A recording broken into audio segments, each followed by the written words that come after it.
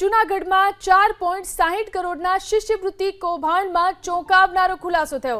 સરકારી શિષ્યવૃત્તિ કૌભાંડમાં ભાજપના કાર્યકરની સંડોવણી ખુલી છે। રમણીક રાઠોડ જૂનાગઢ ભાજપનો કાર્યકર હોવાનો પર્દાફાશ થયો। અનુસૂચિત જાતિ કચેરીના નાયબ નિયામકની ફરિયાદ બાદ 4ની ધરપકડ કરવામાં આવી। રમણીક રાઠોડ, રમેશ બાકુ, ભાવિન ડઢાણિયા અને જગદીશ પરમારની ધરપકડ કરાઈ। પોલીસે 4 આરોપીને કોર્ટમાં રજૂ કરી અને 6 દિવસના રિમાન્ડ મેળવ્યા છે। આરોપીઓએ ખોટા દસ્તાવેજોના આધારે કૌભાંડ આચર્યું। 2200થી વધુ વિદ્યાર્થીઓના ફોર્મની ચકાસણીમાં ગેરરીતિ સામે આવી। વર્ષ 2014 થી 2016 દરમિયાન બેંક મારફતે શિષ્યવૃત્તિની રકમ સીધી જમા કરાવાઈ હતી। તો જે રીતે આખું કૌભાંડ સામે આવ્યું છે, શિષ્યવૃત્તિ કૌભાંડની અંદર ચોંકાવનારા ખુલાસાઓ પણ થઈ રહ્યા છે। સરકારી શિષ્યવૃત્તિ કૌભાંડમાં ભાજપના કાર્યકરની જ સંડોવણી ખુલી છે। રમણીક રાઠોડ જૂનાગઢ ભાજપનો કાર્યકર હોવાનો પર્દાફાશ થયો છે।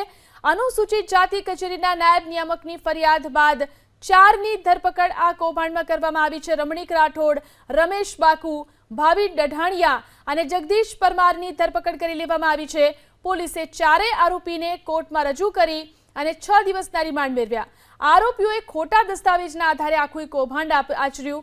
2200થી વધુ વિદ્યાર્થીઓના ફોર્મની ચકાસણીમાં ગેરરીતિ સામે આવી હતી। વર્ષ 2014 થી 2016 દરમિયાન બેંક મારફતે શિષ્યવૃત્તિની રકમ સીધી જમા કરવામાં આવી હતી। તો આ મોટું કૌભાંડ અને તેની અંદર મોટા ખુલાસાઓ પણ સામે આવી રહ્યા છે। શિષ્યવૃત્તિને લઈ અને આ મોટું કૌભાંડ સામે આવ્યું છે અને તેમાં પણ જે રીતે ભાજપના કાર્યકરનું નામ બહાર આવ્યું છે, રમણીક રાઠોડ કે જે જૂનાગઢ ભાજપનો કાર્યકર છે, તેનું પણ નામ બહાર આવ્યાનો પર્દાફાશ થયો છે।